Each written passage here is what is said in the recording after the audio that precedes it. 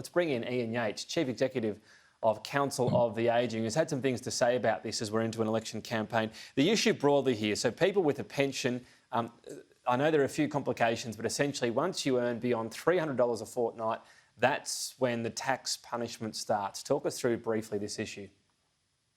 Yes, so this has varied over many, many decades as to how much. Once upon a time, when you were on the pension and you earned any money, you lost dollar for dollar. It's varied, that ratio, over the years. The current ratio is 50 cents in the dollar, and that was set back in 2009 budget when the single age pension was raised by $30 a week. And in fact, the couple pension also went up slightly. But then has been introduced a thing called the work bonus, which allows you that amount over a fortnight that you can earn before the income test starts applying.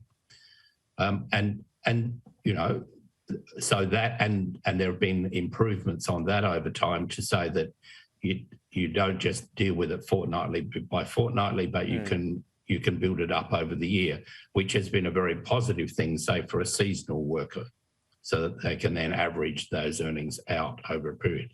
So it has been an evolving thing, and we will be supporting in our agenda from Older Australians for the next government, whoever they are, that we'll be releasing later this week. We will be calling for a significant review of that, an evidence-based review. Let's look at what level of disincentive it is, what adjustments would be required, because there are two things that happen here. There's the actual withdrawal of the pension, 50 cents in the dollar from what you're earning. But then if you're earning a certain amount, you're going to get taxed on that. So then you've got, you know, both those operating. So that's what. So just on that, and that's a big one, because you're talking about at that point, and I accept what you're saying, you know, that's beyond the $300, and you've got the other option in terms of banking that amount, but you get to this marginal tax rate that's astonishingly high, can be higher than 50%. Yes, and that's what we need to look at, but then we need to look at what the fiscal implications of that are.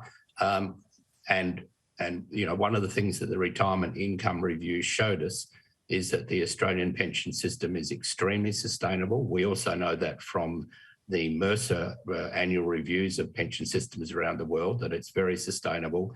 And that's really important, because we need to assure people that the age pension, one of the key pillars of retirement income, will be there, you know, not for the next 10 years, but for many, many decades to come, and they can plan confidently. Yeah, so that goes to my next question. You know, we know that the calls on government are many, and we know we're headed towards $1 trillion of debt. When you look at the best deal a pensioner can get with various subsidies, you're talking $987 a fortnight, add in $300 as well. If you own your own home, you're talking nearly $1,300 a week, or a bit more than that. I mean, on the government side, they're saying, isn't this enough for people to be able to have a pretty comfortable life? And so the other thing we're saying is, since the pension hasn't been reviewed since 2009, and the Retirement Income Review didn't really go into that, that it is time to have a look. We know from the Retirement Income Review, from Treasury's own projections, that over the next few decades, most people will go out of full-time work into a combination of some age pension and some super. But there will be significant numbers who are retiring for quite some time who won't have it. Are we leaving those people behind? And some of them may have limited ability to get work. So is the base pension for the person who is fully supported only by that pension, is that enough?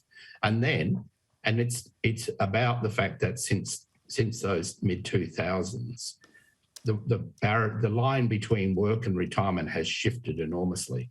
So how does the pension system integrate with that change? And that's actually some fairly highly technical work. I would warn Tom against some of the advocates who I think effectively are arguing for a universal age pension. Now, in the countries of the world that you have a universal age pension, it is generally significantly lower than ours. and you need targeted additional payments if you're only dependent. Yeah, you get to an affordability issue, so that's the wariness there. The other aspect I just want to ask you about before we end is the cohort that really struggles. If you look at the math on this, if you don't happen to own your own home, so. Yes. And this is the calculation from the government itself. If you're paying $178 in rent, and if you are, good luck to you. There'd be many paying a lot more. You're getting the chief sum of $36 in terms of assistance. So if you haven't managed to own your own home, you're way behind in terms of how you're able to live. Is this something that needs to be looked at as well?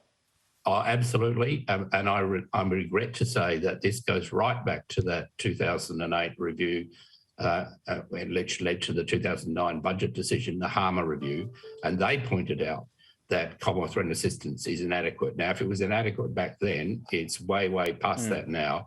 And it's for pensioners in the private rental market. They are essentially consigned to poverty now. We need, and as an interim step, we're arguing a 50% lift in Commonwealth rental assistance, but actually we need to remodel that system so that it actually helps the people who are really disadvantaged. That's a very high priority. We've got to leave it there, Ian Yates. Issues that are on a lot of people's mind right now. Thank you for your time. Thanks, Tom.